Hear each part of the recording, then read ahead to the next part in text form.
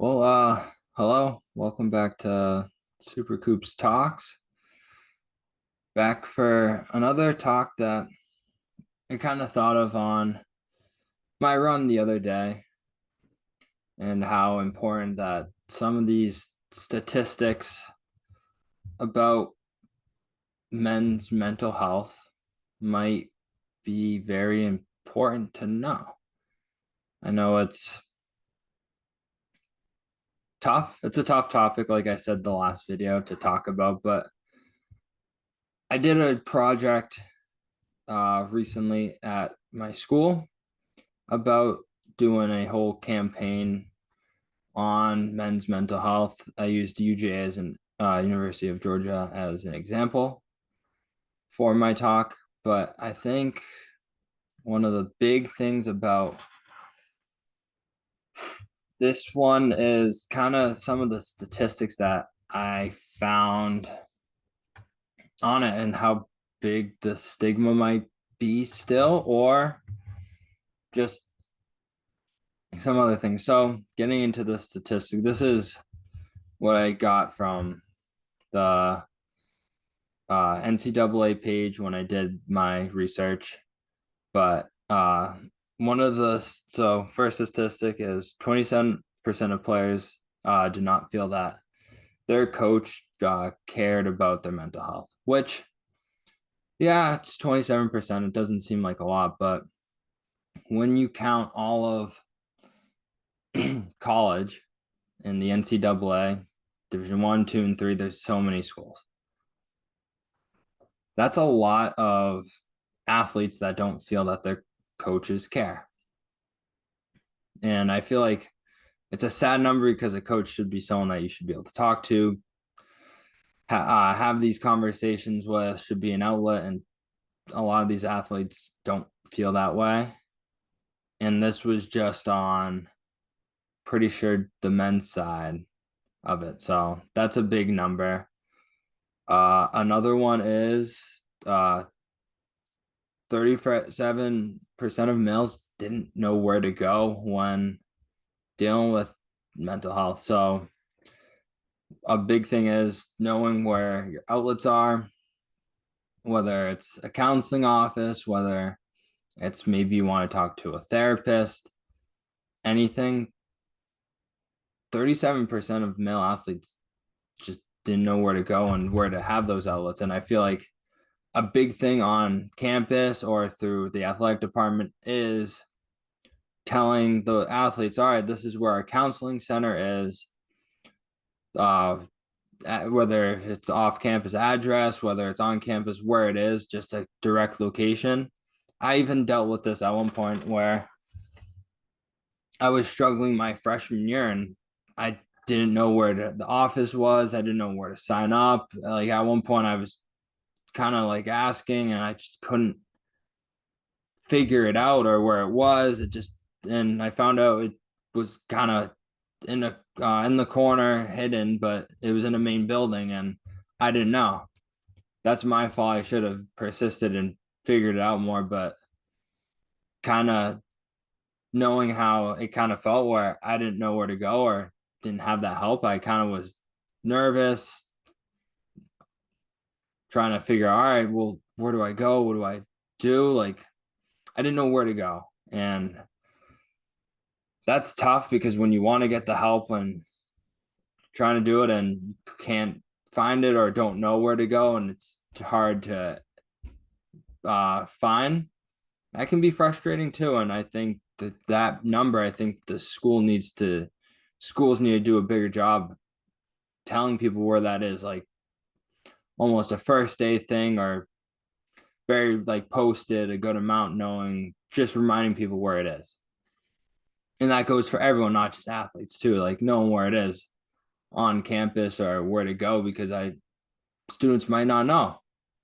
Another thing too for on the athlete side is 57% or 54% don't feel comfortable seeking help. Once you're getting over that 50 mark, that's a little concerning. And for them not to feel comfortable getting help is really sad and disappointing to hear, because it shows that the stigma is a big thing, that yeah, people don't care, or some athletes might not care, might say it doesn't affect me, it doesn't bother me, it's not a topic that I want to talk about, kind of push it away. And that's, and if that's not your thing, that's totally fine. But if you are one of those athletes that you see that are in the 54% that don't feel comfortable but wish they might have, or like or really have something weigh on their chest, I think that could be due to different things. Like at home, you might have just been told suck it up, do whatever, or those talks were never had, or some of those talks may be uncomfortable with past experiences, and that's totally okay. I think seeking help in your own ways is a great thing. Whether if you'd like doing it alone and trying to figure it out alone, that's totally fine. If that helps and then you get back in your groove, that's perfectly fine. But if not, I feel like that's when you need to try to change up something and maybe try to seek help if that's not working anymore, and you're just like keep getting a rut and a rut and a rut, and it just keeps affecting you. I think that's when the alone time might not be helping, and it might be good to go out and be like, all right, let's try to talk to someone, even if it's your friend, or even if it's on the side. You don't even have to tell anyone you're going to counseling or a therapist. That's the best thing about it. Nobody needs to know, really. Yeah, it might cost something, or maybe you're out of school and it's with your tuition and that's it. Then that's fine, but no one needs to know that you're going. You can keep it a secret from everyone and it doesn't matter. I think sometimes just the comfort part is something that still happens and can be really in the brain of, all right, I don't want to talk about this, which is, it all depends. But I am a big advocate on seeking help, even if it's just one time. If you don't like it, then that's totally fine.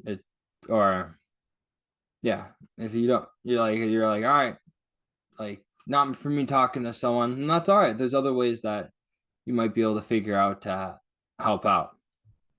And one of the last statistics on this side that I used for my project is 45% don't think the athletic department cares. So that's a big amount of athletes to not think that their athletic department cares. I think the athletic department does need to do some things. It can't do everything. It can't solve everyone's problems and help them or fix them out. It's not big enough for that, or they're not qualified for that. But I think sometimes I think they do need to make posts online or have a big talk. I know at my school, they at the beginning of the year, they say, all right, like mental health is important. You can talk to anyone, you can bring up these issues.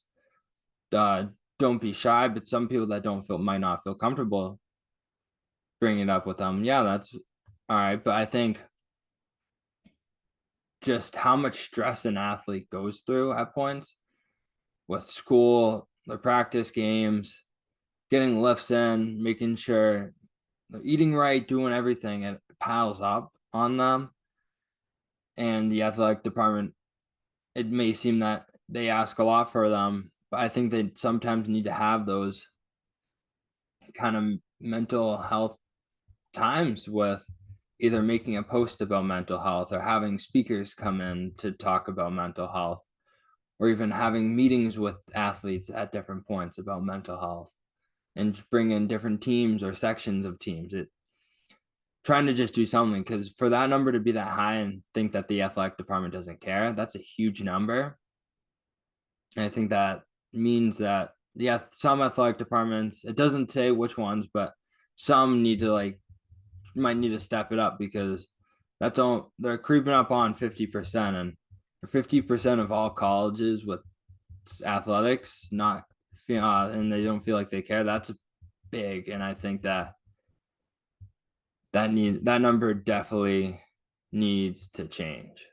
It definitely does. And that's just one of those statistics of not caring. And even looking at one of the statistics that isn't comfortable to talk about, and that is in the past 20 years, 98 male athletes have committed suicide. So that's a big number in the past 20 years of athletes committing suicide. And the sad part is, uh, in the past 10 years, that's when most of the suicides have happened. So the first 20 years, in those 20 years, the last 10, the majority of those suicides have happened, which that's tough. It's really tough when you look at that statistic because it kind of shows like people might think these athletes are high and mighty, can take everything, can do anything. They may see them on TV and be like, wow, that they have life going. And some of these athletes commit suicide, and 98 of male athletes have. And it's just tough to see also as an athlete because you don't want to see someone that is doing, or athletes that are doing what they love, been training a lot, and then it gets too much, and then they kind of crack and they end up committing suicide. And I think that's one of the numbers that you look at and it shocks you. When I was doing this talk, it shocked me, especially the past 10 years, when you think, all right, well, mental health should be talked about it more. And you see that and you kind of think, are we backtracking? But that's why I kind of want to do these videos, to kind of talk about this stuff and kind of be an outlet to kind of give facts. And I don't always want to have these talks be so tough. I don't want to always have these talks be like, all right, like talk about all the bad things.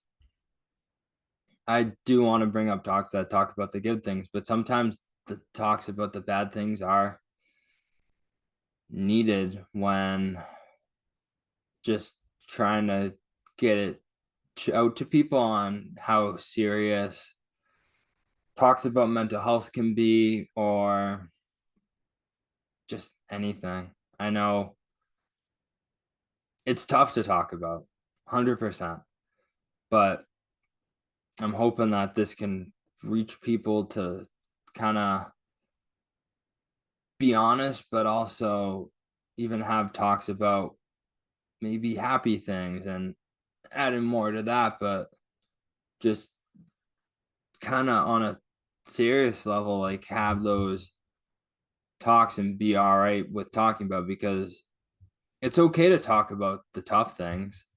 Shouldn't always push all the tough things down and let it boil up. I think sometimes the hard talks need to happen, and I'm willing to, as an outlet, have a hard talk like this and bring up statistics and kind of say, well, this is what's happening in the world. And this is how these are statistics that are out about mental health. So I think, yeah, this is definitely a hard talk. Yeah, it's tough to post, but I think it's needed. And I hope it reaches people that can look at this and say, all right, I kind of see what's happening, or this is really what's going on. And hopefully it can be helpful. I don't want to scare people away from having these open talks, but just, yeah, it's tough, but uh I will try to keep posting videos, being somewhat of an outlet of mental health and or I think the majority I want to do on mental health with this channel, but also trying to I'll add some fun things in too to kind of lighten things up, but also still be real with some of these talks. But again, thank you for coming to this talk, this channel. Whoever this reaches, hope it can help out. And I hope to see you next time.